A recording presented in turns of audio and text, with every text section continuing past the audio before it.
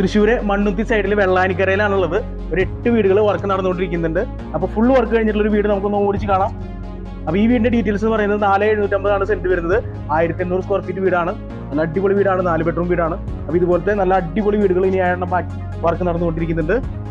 എടുത്തു പറയേണ്ടത് ഈ വീടിന്റെ ദർശനം വരുന്നത് കിഴക്കോട്ടാണ്.